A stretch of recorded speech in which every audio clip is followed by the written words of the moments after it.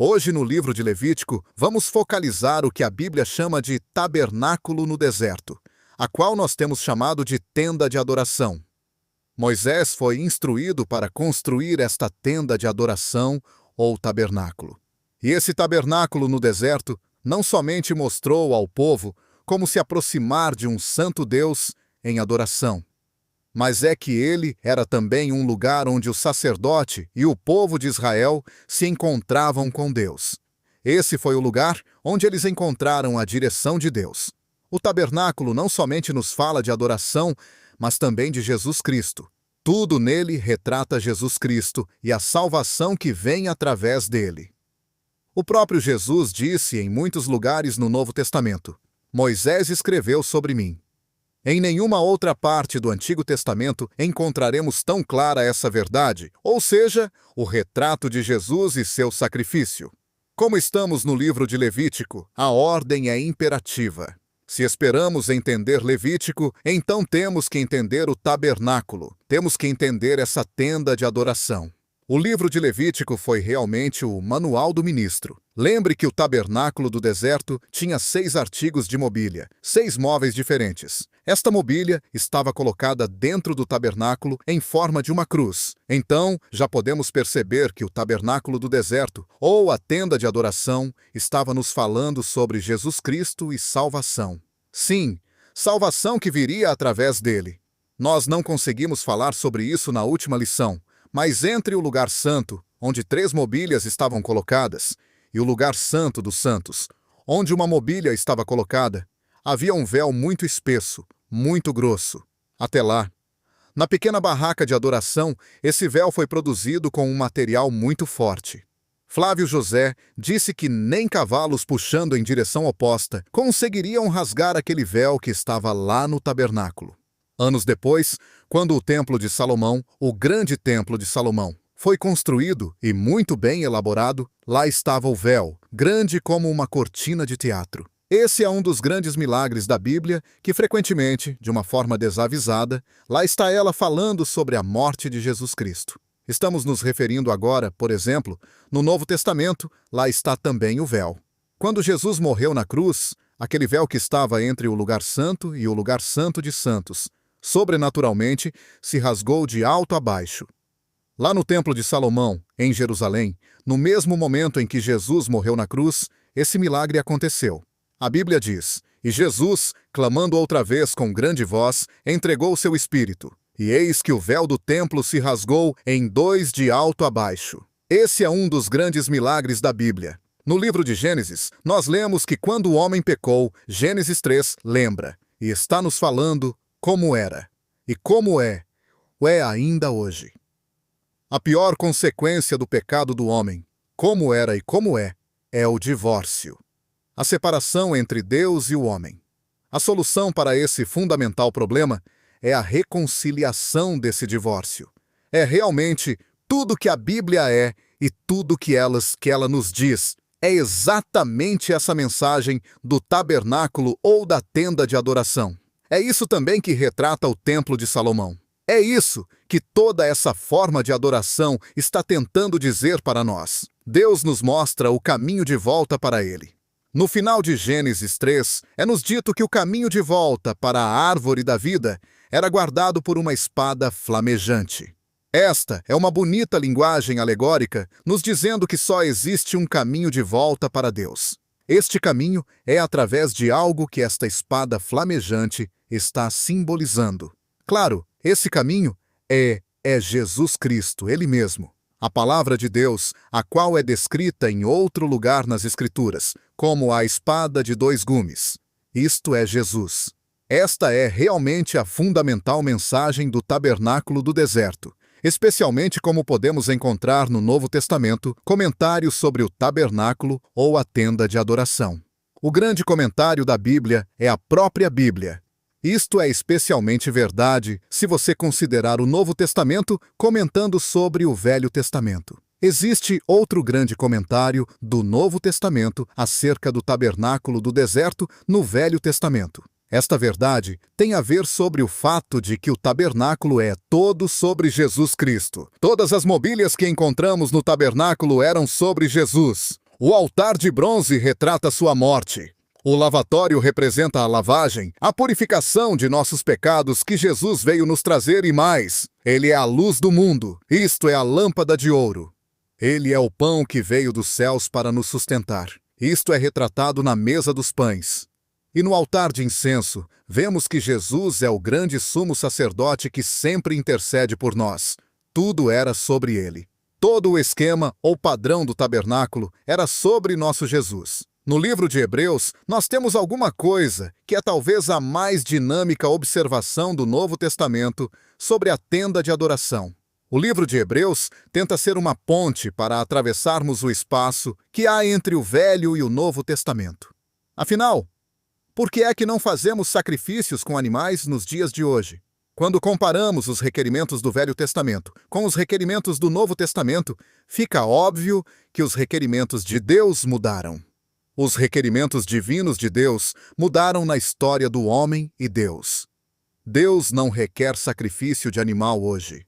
Por que ele não requer? O livro de Hebreus coloca essas respostas juntas para nós. Quando chegarmos no livro de Hebreus, com a nossa pesquisa do Novo Testamento, teremos muito a falar sobre isso. Mas, em resumo, isso é mais ou menos assim. E esta é uma surpreendente verdade. No 9º capítulo do livro de Hebreus, o autor diz que a tenda de adoração, o tabernáculo que existiu na terra, era somente um símbolo. Isto era somente uma cópia de um outro tabernáculo, ou tenda de adoração que existe em dimensões celestiais. Então, o que ele está nos dizendo em Hebreus capítulo 9 é que no céu existe um tabernáculo. Esse tabernáculo celestial não é feito com material físico. Todos os materiais são celestiais, portanto, espirituais. O tabernáculo que Deus ordenou a Moisés para construir era simplesmente uma visível, uma tangível expressão na terra do que é espiritualmente intangível. Isto é descrito no livro de Hebreus capítulo 9. Quando Jesus morreu na cruz, o véu do templo de Salomão se rasgou de alto a baixo. O autor de Hebreus nos diz que quando Jesus morreu na cruz, algo realmente extraordinário aconteceu. Lembre, uma vez no ano, o sumo sacerdote ia, através disto, se aproximar de Deus. O sacerdote ia várias vezes por dia para buscar o perdão dos pecados de alguém. Uma vez no ano, o sumo sacerdote ia através dessa mesma aproximação, e então ele entrava para o lugar santo dos santos. Ele levava sangue para oferecer pelos pecados de todo o povo. Todas as pessoas se ajuntavam no lado de fora da tenda de adoração, enquanto o sumo sacerdote entrava para o lugar santo dos santos.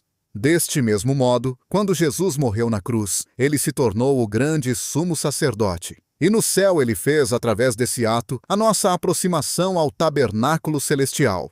No altar de bronze, no tabernáculo celestial, ele ofereceu a sua própria morte como cumprimento final para todos os sacrifícios como animais. Ele foi ao lavatório e fez uma lavagem permanente.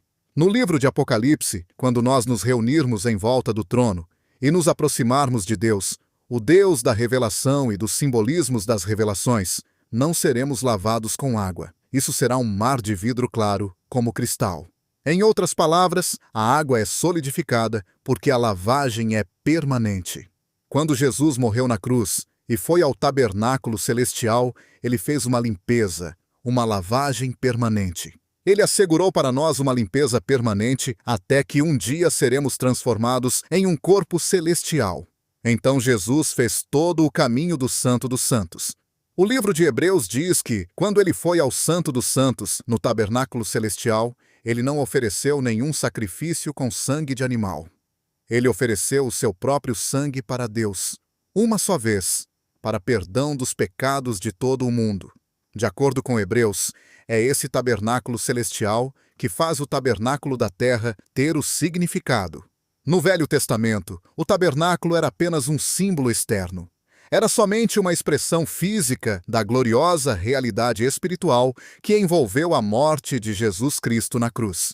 A divosa realidade espiritual que envolveu a morte de Jesus Cristo na cruz quando ele esteve na presença do Pai no tabernáculo celestial.